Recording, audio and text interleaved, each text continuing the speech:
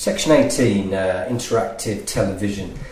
By this we mean TV advertisements that are delivered via an interactive mechanism on digital equipment, so that could be cable or Sky, etc.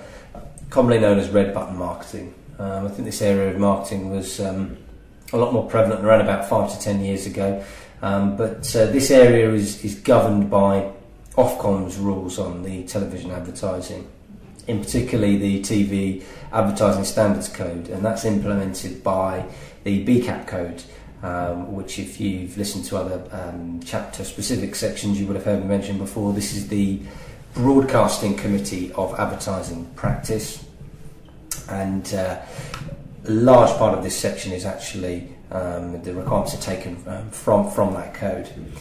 It's important when devising advertisements that can be accessed through this mechanism that a clear distinction is made between what is advertising and what is editorial. That's absolutely fundamental to this section. If you go to section 18.22, there is a list there of all the requirements that fall within that overarching need for the distinction, but I've just picked out one here which is top of the tree, and that is a first click, second click rule, whereby a consumer on their first click you can only see a partial advertising content, not can be the screen, whatever that they would access would not contain wholly advertisements, but can include partial advertisements. On the second click, however, this would be made clear to them that this click would then take you to the page that was wholly containing advertisements. So that's the distinction between the first and second click rule. If by going down the interactive route personal data is being collected, this obviously engages the Data Protection Act in those considerations. So if data is being collected, there is a need for a privacy policy, fair collection notice, however you want to call it. Again, provisions of opt-outs, the same apply to this route as would if you're collecting the data online or off the page.